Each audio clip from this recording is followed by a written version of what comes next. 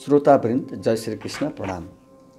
श्रोता तथा दर्शकवृन्द, हामीले बृहत श्री स्वस्थानी व्रत कथा लिएर उपस्थित भएका छौँ र सर्वप्रथम कथा सुन्नुहुने तपाईहरू सबैले हातमा चन्दन फूल अक्षता लिएर हात जोडेर बस्नुहोला। म प्रार्थना स्तुति गान गाउन गइरहेको छु। सबैजना एकाग्रचित्त भएर आफ्नो आसनबाट उठेर पुष्पाञ्जली लिदिनु हुनको लागि म अनुरोध गर्दछु। ओम यं ब्रह्मा वरुणेन्द्र रुद्र मरुतस्तन्वन्तु देवैस्तवैर्वेदैः साङ्गपदाक्रमोपनिषदैर्गायन्ति यं सामगाः ध्यानावस्थितद्गतेन मनसा पश्यन्ति यं योगिनो यस्यान्तं न विदुः सुरासुरगणा देवाय तस्मै नमः। श्रीमच्चन्दनचर्चितोज्ज्वलवपुः शुक्लम्बरा मल्लिका मालालङ्कृतकुण्डला प्रविलसन्मुक्तावली शोभिता सर्वज्ञाननिदानपुस्तककरा रुद्राक्षमालाधरा वाग्देवी वदनाम्बुजे वसतु मे त्रैलोक्यमाता चिरम्। मुखं करोति वाचालं पङ्गुलङ्घयते गिरिं यत्कृपातमहं वन्दे परमानन्दमाधवम्। नमो भगवते तस्मै व्यासाय मिततेजसे यस्य प्रसादात् भक्ष्यामि नारायणं कथामिमाम्। नारायणं नमस्कृत्य नरं चैव नरोत्तमं देवीं सरस्वतीं व्यासं ततो जयमुदीरयेत्। नारायणं नमस्कृत्य नरं चैव नरोत्तमं देवीं सरस्वतीं व्यासं ततो जयमुदीरयेत्। श्री स्वस्थानी जगदीश्वरे नमो नमः। ओम नमः शिवाय।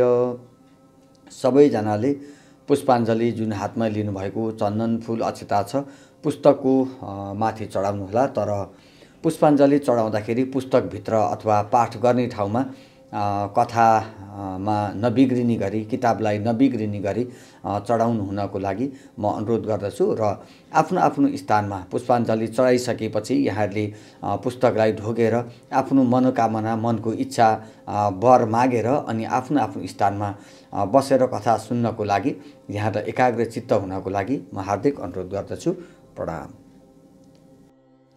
अथ नवमोऽध्यायः सती अङ्ग पतन उपाख्यान। कुमारजी आज्ञा गर्नुहुन्छ, हे अगस्त्य मुनि, त्यहाँ पछि इन्द्रादि समस्त देवताहरू महादेवले सतीदेवीलाई त्यसरी पीठमा बोकेर पृथ्वी भ्रमण गरेर हिँडेको देखि वैकुण्ठ गएर विष्णु भगवानसित बिन्ती गरे। हे परमेश्वर, महादेवले शोक गरेको देखेर दुखी नहुने यो समस्त ब्रह्माण्डमा एउटा जीव पनि पाइने छैनन्। हजुरले यो ब्रह्माण्डको रचना गर्ने र शिवजीले रक्षा गर्ने हो। हजुर दुईले नगरे विश्वको सुरक्षा अरू कसले गर्ला? यस बखत शिवजी दक्षको यज्ञबाट सतीदेवीलाई पीठमा बोकेर पृथ्वी भ्रमण गरिरहेका छन्।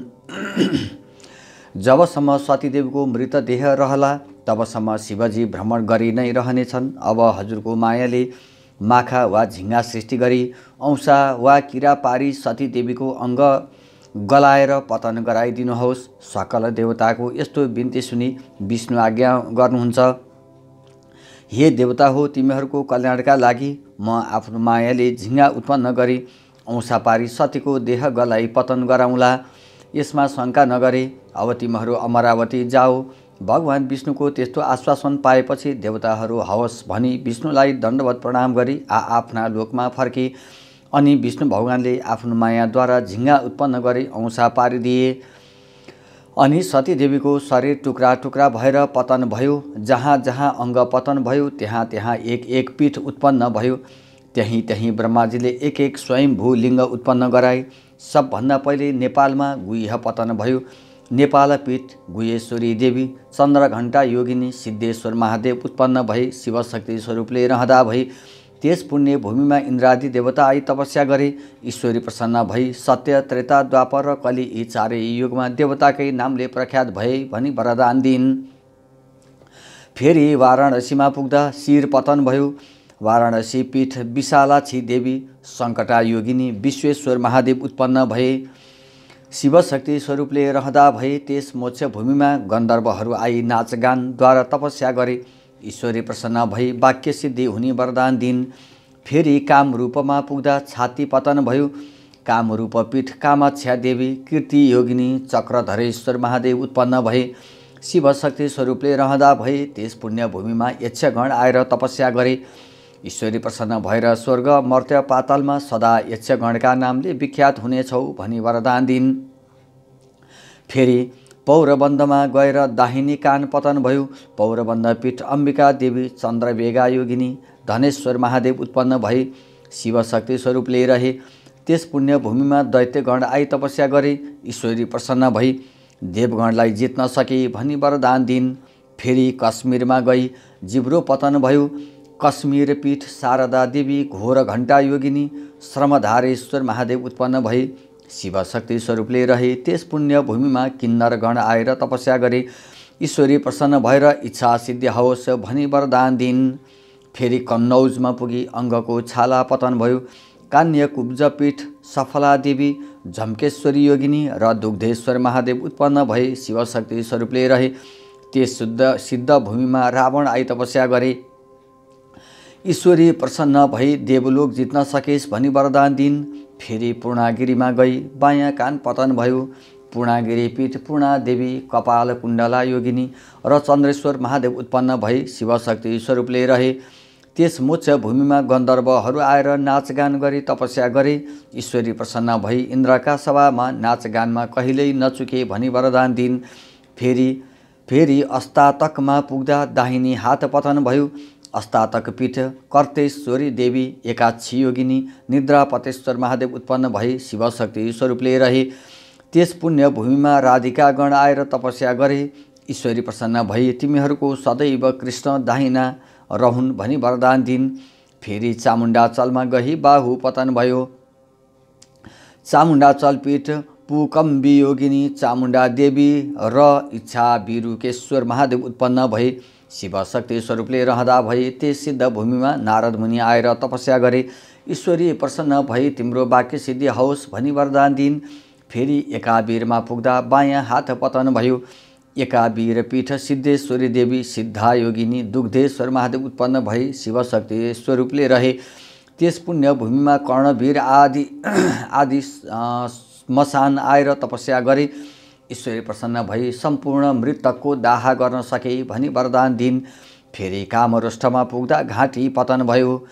कामरोष्ठ पीठ कामिनी देवी महाकालेश्वर महादेव उत्पन्न भए शिवशक्ति स्वरूपले रहँदा भए त्यस सिद्ध भूमिमा लक्ष्मी आएर तपस्या गरिन्। ईश्वरी प्रसन्न भई सृष्टि स्थान हुन सके भनी वरदान दिन्। फेरि त्रिश्वेतमा पुगेर मलद्वार पतन भयो। त्रिश्वेत पीठ महाकालेश्वरी देवी विकटदन्ता योगिनी त्रिपुरेश्वर महादेव उत्पन्न भई शिवशक्ति स्वरूपले रहे। त्यस मोक्ष भूमिमा यमराज आएर नाना उपचारले पूजासहित तपस्या गरे। ईश्वरी प्रसन्न भई ब्रह्माजीको सृष्टि संहार गर्न सके भनी वरदान दिन्। फेरि कैलाश पर्वतमा पुगेपछि दाहिनी पाउ पतन भयो। कैलाश पीठ पार्वती देवी अम्बिका योगिनी विश्वम्भरेश्वर महादेव उत्पन्न भए शिवशक्ति स्वरूपले रहे। त्यस मोक्ष भूमिमा ब्रह्मा आएर अनेक स्तुति सहित तपस्या गरे। ईश्वरी प्रसन्न भएर वरदान माग भनिन् र ब्रह्माले तीनै लोकमा सृष्टिकर्ता हुन पाऊँ भनी वरदान मागे। ईश्वरी प्रसन्न भई तथास्तु भनी वरदान दिन्। फेरि भृगु क्षेत्रमा पुगी उपल्लो दाँत पतन भयो। भृगु पीठ शारदा देवी ब्रह्मा दाह योगिनी सत्येश्वर महादेव उत्पन्न भए शिवशक्ति स्वरूपले रहे। त्यस सिद्ध भूमिमा धर्मदत्त राजा आएर योग मार्गले तपस्या गरे। ईश्वरी प्रसन्न भई तिमीलाई कसैले जित्न नसकुन् भनी वरदान दिन्। फेरि चन्द्रपुरमा गएर दक्षिण नेत्र पतन भयो। चन्द्रपुर पीठ चन्द्रा देवी सिद्धा योगिनी प्रकाशेश्वर महादेव उत्पन्न भए शिवशक्ति स्वरूपले रहँदा भए त्यस पुण्य भूमिमा 10 दिक्पाल आएर तपस्या गरे। ईश्वरी प्रसन्न भई तिमीहरू आफ्ना दिक् स्थितमा रहन सके भनी वरदान दिन्। फेरि केदारमा गएर देब्रे हात पतन भयो। केदार पीठ केदारेश्वरी देवी चामुण्डा योगिनी कोटेश्वर महादेव उत्पन्न भए शिवशक्ति स्वरूपले रहे। त्यस सिद्ध भूमिमा 11 रुद्र आएर तपस्या गरे। ईश्वरी प्रसन्न भई वरदान ल्याऊ भनिन् र 11 रुद्रले हामीहरूको तेज समान रहोस् भनी मागे। ईश्वरीले तथास्तु भनिन्। फेरि श्रीपीठमा पुग्दा तालु पतन भयो। श्रीपीठ कमला देवी भद्रा योगिनी कमलेश्वर महादेव उत्पन्न भए शिवशक्ति स्वरूपले रहँदा भए त्यस सिद्ध भूमिमा अष्टवसु आएर 16 उपचारले पूजा र तपस्या गरे। ईश्वरी प्रसन्न भई वरदान ल्याऊ भनिन्। अष्टवसुले हामीहरूको वाक्य सिद्धि होस् भनी मागे। ईश्वरीले तथास्तु भनिन्। फेरि एकावीरमा गएर नाभि पतन भयो। एकावीर पीठ एकावीरा देवी गोरक्षा योगिनी हाटकेश्वर महादेव उत्पन्न भए। शिवशक्ति स्वरूपले रहँदा भए त्यस पुण्य भूमिमा नागहरू आएर नाना रत्न मणिमाणिक्य चढाई पूजा र तपस्या गरे। ईश्वरी प्रसन्न भई वरदान माग भनिन्। नागहरूले सप्त पातालको अधिपतित्व प्राप्त होस् भनी मागे। ईश्वरीले तथास्तु भनिन्। फेरि जालन्धरमा पुगेर तल्लो ओठ पतन भयो। जालन्धर पीठ जालपा देवी ज्वालामुखी योगिनी पिशाचेश्वर महादेव उत्पन्न भए। शिवशक्ति स्वरूपले रहँदा भए त्यस सिद्ध भूमिमा कामधेनु गाई आएर नित्य दूध अर्पण गरी तपस्या गरिन्। ईश्वरी प्रसन्न भई वरदान ल्याऊ भनिन्। कामधेनुले मेरो दूध दही घिउ मलमूत्र सधैँ पवित्र मानियोस् भनी मागिन्। ईश्वरीले तथास्तु भनिन्। फेरि कुशलान्तमा पुगेर कपालका केश पतन भए। कुशलान्तक पीठ भूत घण्टा योगिनी क्षीरेश्वर महादेव उत्पन्न भई। शिवशक्ति स्वरूपले रहँदा भए त्यस मोक्ष भूमिमा अशून्यादि 27 नक्षत्र आएर भक्ति साथ तपस्या गरे। ईश्वरी प्रसन्न भएर वरदान माग भनिन्। नक्षत्रहरूले ज्योतिषशास्त्र हाम्रो अधीनमा रहोस् भनी मागे। ईश्वरीले तथास्तु भनिन्। फेरि मल्लवीमा पुगेर बायाँ पैताला पतन भयो। मल्लवी पीठ महाकाली देवी कराला योगिनी भूपालेश्वर महादेव उत्पन्न भए। शिवशक्ति स्वरूपले रहँदा भए त्यहाँ द्वादशादित्य आएर तपस्या गरे। ईश्वरी प्रसन्न भई वरदान माग भनिन्। द्वादशादित्यले हामी 12 महिनाका अधिपति रहौँ भनी मागे। ईश्वरीले तथास्तु भनी वरदान दिन्। फेरि देवकोटमा पुगेर बायाँ घुँडा पतन भयो। देवकोट पीठ भद्राक्षी देवी ललिता योगिनी र मातेश्वर महादेव उत्पन्न भई। शिवशक्ति स्वरूपले रहँदा भए त्यस पुण्यभूमिमा मेषादि 12 राशि आएर तपस्या गरे। ईश्वरी प्रसन्न भई वरदान माग भनिन्। राशिहरूले मनुष्यहरू हाम्रा अधीनमा रहन् भनी मागे। ईश्वरीले तथास्तु भनी वरदान दिन्। फेरि गोकर्णमा पुगेर बायाँ कान पतन भयो। गोकर्ण पीठ भैरवी देवी एक जङ्घा योगिनी योगेश्वर महादेव उत्पन्न भए। शिवशक्ति स्वरूपले रहँदा भए त्यस सिद्ध भूमिमा विष्कुम्भादि योगहरूले ठुलो कष्ट सहेर तपस्या गरे। ईश्वरी प्रसन्न भएर वरदान ल्याऊ भनिन्। ती योगहरूले ज्योतिषशास्त्र हाम्रा अधीनमा रहन् भनी मागे। ईश्वरीले तथास्तु भनिन्। फेरि अट्टहासमा पुगेर तल्ला दाँतहरू पतन भए। अट्टहास पीठ भ्रामरी देवी शङ्ख धरा योगिनी शतभूतेश्वर महादेव उत्पन्न भए। शिवशक्ति स्वरूपले रहँदा भए त्यस सिद्ध भूमिमा बागमती आदि नदीहरू आएर जल चढाई भक्तिपूर्वक तपस्या गरे। ईश्वरी प्रसन्न भई वरदान माग भनिन्। र बागमती आदि नदीहरूले हामीमा मुक्ति भुक्ति दिने अधिकार होस् भनी मागे। ईश्वरीले तथास्तु भनिन्। फेरि मातुलेश्वरमा पुगेर दाहिनी स्तन पतन भयो। मातुलेश्वर पीठ योगेश्वरी देवी पिङ्गला योगिनी बुधराधेश्वर महादेव उत्पन्न भए। शिवशक्ति स्वरूपले रहँदा भए त्यस पुण्यभूमिमा आए कश्यप आदि ऋषिहरूले तपस्या गरे। ईश्वरी प्रसन्न भई वरदान ल्याऊ भनिन्। ती ऋषिहरूले चारै वेद हाम्रा अधीनमा रहन् भनी मागे। ईश्वरीले तथास्तु भनी वरदान दिन्। फेरि विश्वमा पुगी बायाँ स्तन पतन भयो। विश्वपीठ भुवनेश्वरी देवी भुवना योगिनी कर्णवर्णेश्वर महादेव उत्पन्न भए। शिवशक्ति स्वरूपले रहँदा भए त्यस सिद्ध भूमिमा श्रीकृष्ण आएर तपस्या गरे। ईश्वरी प्रसन्न भएर वरदान माग भनिन्। श्रीकृष्णले तिनै लोकका स्त्रीहरू मलाई देखेर मोहित हौन् भनी वरदान मागे। ईश्वरीले तथास्तु भनी वरदान दिन्। इति श्रीस्कन्द पुराणे केदार खण्डे माघ महात्म्ये कुमार अगस्त्य संवादे श्री स्वस्थानी परमेश्वर्यां व्रतकथायां सतीदेवी अङ्गपतनं नाम नवमोऽध्यायः। श्री स्वस्थानी जगदीश्वरे नमो नमः। ओम श्री स्वस्थानी देव्यै नमः। ओम नमः शिवाय। प्रणाम। श्रोता, अब सम्पूर्ण कथा सकिएपछि यहाँहरूले पुनः हातमा चन्दन फूल अक्षता पुष्पाञ्जली लिई आफ्नो आफ्नो स्थान आसनबाट उठेर हात जोडेर एकाग्रचित्तले ध्यानमा बस्नुहोला।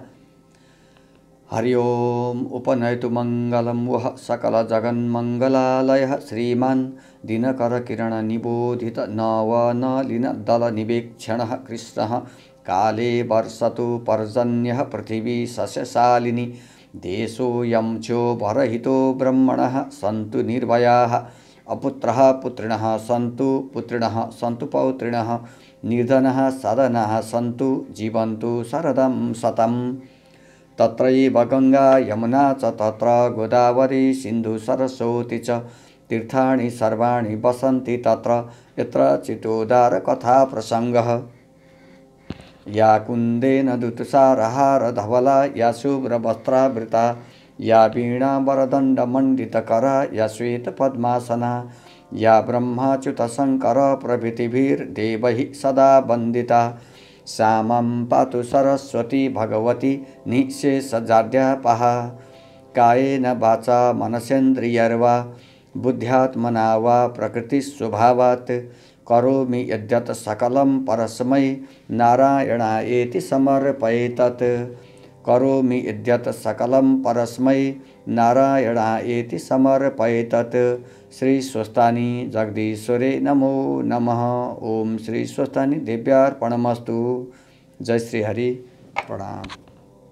सबैले आफ्नो आफ्नो हातमा लिनुभएको पुष्पाञ्जली चन्दन फूल अक्षतालाई पुस्तकमा अगाडि चढाएर आफ्ना आफ्ना मनको इच्छित वरदान माग्नुहोला, ढोग्नुहोला र प्रसाद ग्रहण गरेर मात्र आफ्नो आफ्नो स्थानमा जानुहोला। जय श्री कृष्ण। प्रणाम।